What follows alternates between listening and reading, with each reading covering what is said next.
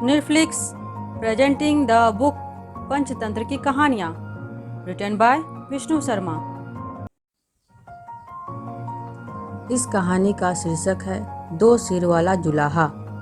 बहुत समय पहले की बात है। एक गांव में मनोहर नाम का एक जुलाहा रहा करता था। उसकी कपड़े सिलने वाली मशीन के ज़्यादातर उपकरण लकड़ी से बने हुए थे। एक दिन बहुत ज़्यादा बारिश होती है, जिस कारण बारिश का पानी उसके घर में भर जाता है। घर में बारिश का पानी भर जाने के कारण उसकी मशीन पूरी तरह से खराब हो जाती है। मशीन खराब हो जाने के कारण मनोहर बहुत परेशान हो जाता है। वह दुखी होकर सोचने लगता है कि अगर जल्द ही उसने अपनी इस मशीन को ठीक नहीं किया तो वह कपड़े सिलने का काम नहीं कर पाएगा और उसके परिवार को भूखा रहना पड़ेगा। यह सोचकर मनोहर जंगल जाने का फैसला कर लेता है ताकि वह अपनी मशीन को ठीक करने के लिए अच्छी लकड़ी काट कर ला सके। फिर मनोहर इस विचार के साथ जंगल की ओर चल देता है। मनोहर पूरा दिन चलता रहता है, लेकिन उसे अपनी मशीन के लिए अच्छी लकड़ी वाला कोई भी पेड़ नजर नहीं आता है। फिर भी मनोहर हार नहीं मानता है और अच्छे पेड़ की तलाश में आगे बढ़ता रहता है। काफ़ी देर चलने के बाद अचानक मनोहर की नज़र एक पेड़ पर पड़ती है जो काफ़ी ऊंचा, मोटा और हरा भरा था। उस पेड़ को देख मनोहर बेहद खुश होता है और कहता है, हाँ, यह पेड़ काफ़ी अच्छा है। इसकी लकड़ी से मैं अपनी मशीन को फिर से ठीक कर सकता हूँ। इस विचार के साथ मनोहर कुल्हाड़ी उठाकर जैसे ही पेड़ के तने पर मारने के लिए अपना हाथ ऊपर उठाता है, तभी पेड़ की डाल पर एक देवता प्रकट हो जाते हैं। देवता मनोहर से कहते हैं, मैं इस पेड़ पर रहता हूँ और आराम करता हूँ, इसलिए तुम्हारा इस पेड़ को काटना उचित नहीं होगा। वैसे भी किसी भी हरे पेड़ को काटना ठीक नहीं है। देवता की बात सुनकर मनोहर क्षमा मांगते हुए कहता है, हे देव, मैं मजबूर हूँ, मुझे इस पेड़ को काटना ही पड़ेगा। इस पेड़ की लकड़ी मेरी मशीन के लिए उत्तम है। बहुत ढूंढने के बाद मुझे यह पेड़ मिला है। अगर मैं इस पेड़ को नहीं काटूंगा तो मेरी मशीन खराब रह जाएगी और मैं कपड़े सिलने का काम नहीं कर पाऊंगा। इस वजह से मैं और मेरा परिवार भूखों मर जाएगा। मनोहर की बात सुनकर देवता कहते हैं, मनोहर, मैं तुम्हारे जवाब से खुश हूँ। तुम इस पेड़ को ना काटो। इसके बदले तुम्हें जो वरदान चाहिए वो मांग सकते हो। मैं तुम्हारी इच्छा जरूर पूरी करूँगा। देवता से वरदान की बात सुनकर मनोहर कुछ देर विचार करके कहता है, हे देव, मैं वर के लिए अपने मित्र और पत्नी से राय लेना चाहता हूँ, इसलिए आप मुझे एक दिन का समय दीजिए। मनोहर के आग्रह को देवता मान लेते हैं और उसे एक दिन विचार करने के लिए दे देते हैं। एक दिन का समय लेकर मनोहर अपने घर की ओर चल देता है। रास्ते में उसे उसका मित्र नाई मिलता है। नाई से मिलकर मनोहर उसे देवता की वरदान वाली बात बताता है। इस पर नाई मनोहर को एक राज्य मांगने की सलाह देता है। नाई कहता है कि तुम देवता से वरदान में एक राज्य मांग लो।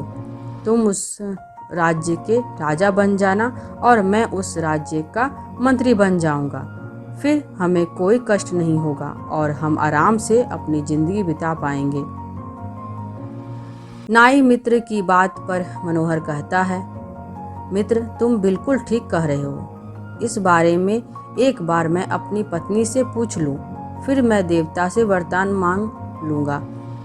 पत्नी से राय मांगने की बात पर नाई कहता है, मित्र, तुम्हारी पत्नी काफ़ी घमंडी और मूर्ख है, इसलिए तुम्हें उससे राय नहीं लेनी चाहिए। ऐसी स्त्री केवल अपने लाभ के बारे में ही सोचती है। इस पर मनोहर कहता है, मित्र, फिर भी वह मेरी पत्नी है, इसलिए मैं उसकी राय एक बार जरूर लूँगा।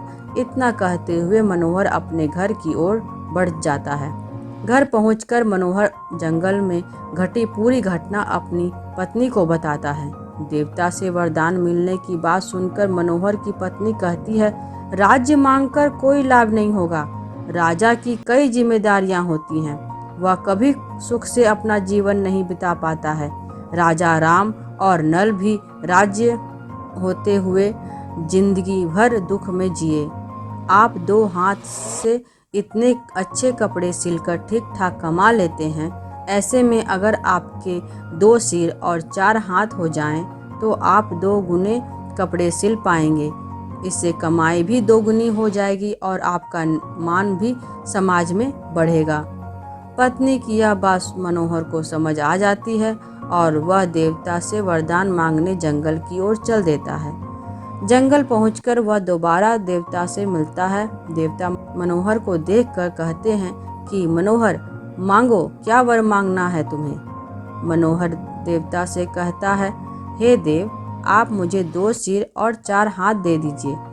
देवता मनोहर की यह बात सुनकर पूछते हैं कि तुम 2 सिर और 4 हाथ का क्या करोगे।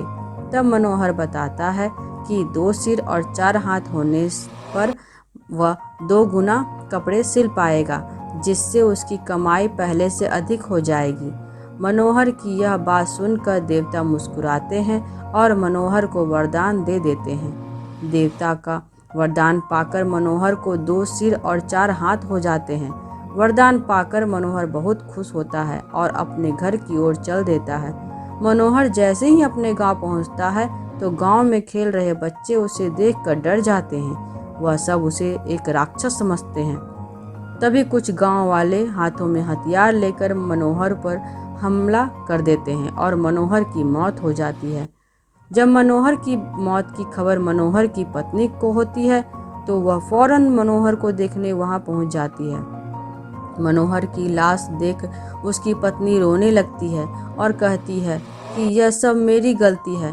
मैंने ही उनसे देवता से 2 सिर और 4 हाथ मांगने के लिए कहा था।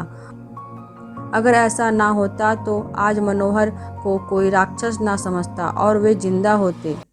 तो इस कहानी से हमें यही सीख मिलती है कि बिना सोचे विचारे किया गया कोई भी काम हमेशा दुखदाई ही होता है।